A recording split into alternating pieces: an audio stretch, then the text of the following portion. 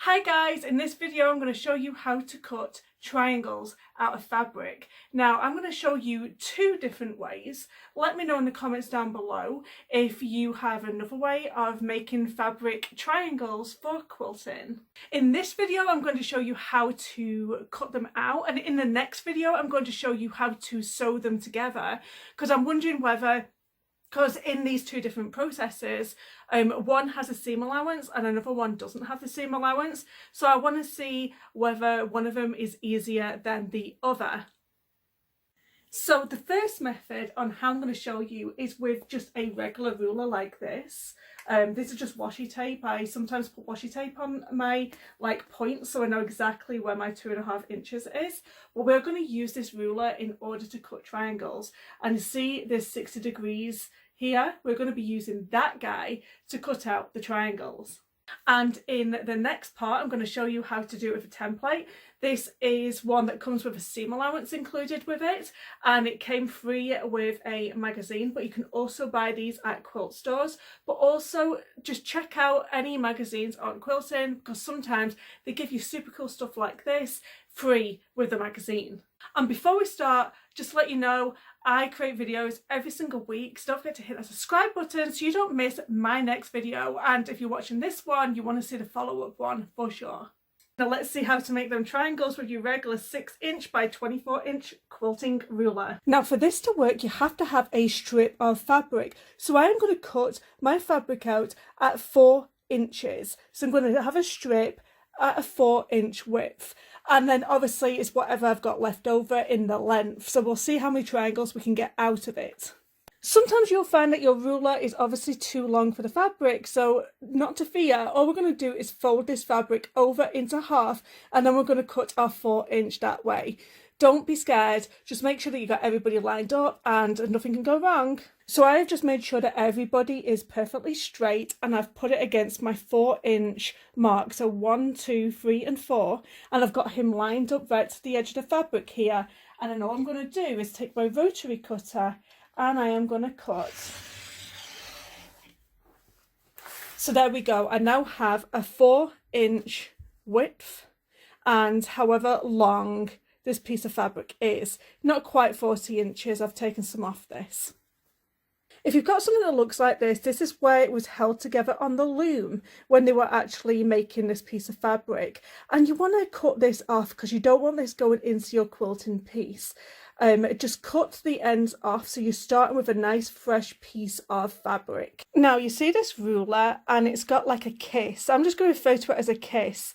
So you've got one that goes from top to right and another one that goes from top to left. So as you can see, I'm working at this top section here. So my ruler overhangs my workspace going down. And what we are looking for is, this is why we cut it all straight, this kiss line here going across. So I've flipped it over. As you can see, my 60-degree mark is on the other side, and I am using the kiss section that is going from the top and it's going to the bottom right, and I am making that 60-degree line straight. So it goes straight on the top of the fabric here. And then it's going to overhang just a little bit here, and we're going to cut this excess off here. So I'm going to do a little bit of a better angle so you guys can see where this degrees guide is. Here we go. The 60 degrees is upside down, so you can see how this line is going straight across. So the kiss isn't a kiss going like that anymore. It's going straight across because we are going to cut this diagonal. And this bit here, you need to cut just a little bit off here, like so, because we are going to literally make this triangle happen as if by magic. So we are just going to cut across right here. That right there is the first section of your triangle. So now we're going to do the other side of the triangle. So what we obviously have to do now is flip that ruler over so you can now see this 60 degree. It's not on the wrong side anymore, it's on the right side. You're going to find that 60 degree line and you're going to have it so it goes straight across. And then you want to make sure that the end of the 60-degree line is right on the corner of that triangle. So this is the 60-degree line here, and you want to make sure it is right at the corner of the triangle there. And we're just going to cut.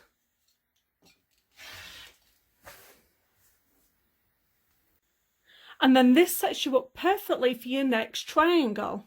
I kept my fabric exactly where it was, and I flipped the ruler over again, lined that 60 degrees line up right across there, and then we're just going to cut once again. And here we go. I just need to change my blade in my rotary cutter.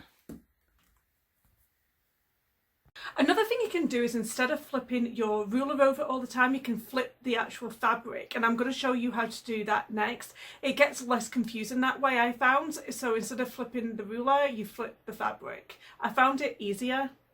So what I actually do next is flip the fabric over, so I'm always starting with that angle and then taking another cut. And here we go, I've got everybody lined up. I'm just going to take a cut, and then I just flip it back over again like so.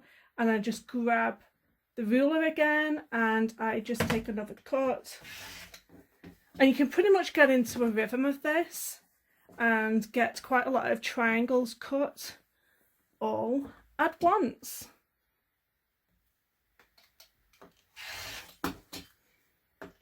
So I'm going to cut all the way to the end here.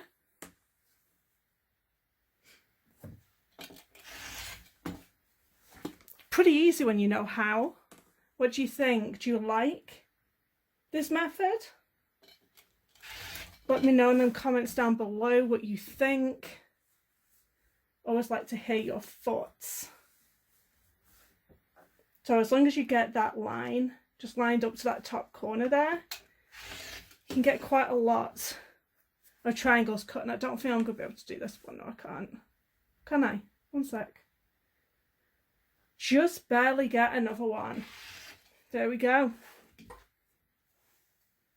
So that was 7 triangles cut pretty quickly. So I'm going to see what it's like cutting with the actual template that I got with a magazine. So this is the template that I got with a magazine. And as you can see, I can do a 1-inch triangle, 2, 3, 4, 5 and 6. And I think because we started with a 4-inch on the last one, let's compare apples to apples and do this one as a 4-inch triangle too. So I've got a pretty much straight edge here, and one of the things that I can see already as a bit of an advantage is the fact that you could do this out of scrap fabrics really easily. So that's one of the best advantages about having the actual triangle template opposed to doing it with the ruler, because the ruler you pretty much want to start with a strip. So if you've got a lot of fabric to be using up, then go with the ruler method. And I'm thinking that if you've got a lot of scraps, getting an actual triangle template is going to be worth your while, especially if you want to do a load of triangle quilts. So let's go ahead and cut these out with this template.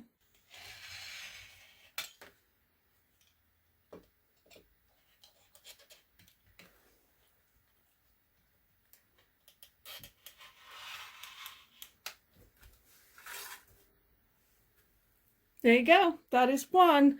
And I'm going to do a few of these because in my next video, and be sure to subscribe, I'm going to show you how I piece these together.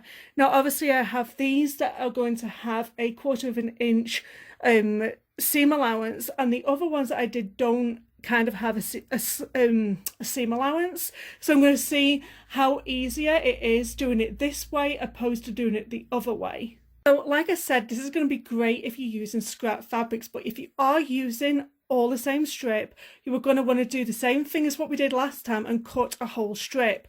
Now because this does have a seam allowance, it isn't actually a 4-inch finished triangle. This is actually a 4.5. So I want to cut my strips at 4.5 because it includes like 1/4 of an inch down here and 1/4 of an inch at the top. So you've always got to bear in mind, does the template have a seam allowance? And the way to check it, all I did was put it up against my mat here, and I measured it, and it came out as 4.5 inches. So with this one, I don't have to question which way my diagonal line is going, because I can literally just start doing this and then flipping him over, lining him up, and then taking another cut. And it fell on the floor. There we go, it's back. So, and then I'm just gonna keep doing that and watch it doesn't fall on the floor. And then I'm just going to flip my template over, and I'm just going to keep cutting.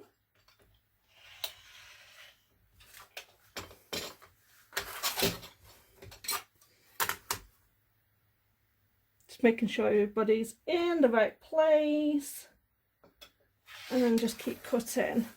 So this way is a little bit faster because I'm not questioning that diagonal line. I can just grab my template and I can just keep flipping and flipping and flipping. This way is probably a little bit quicker. Oh, just make sure that all your lines are there. There we go.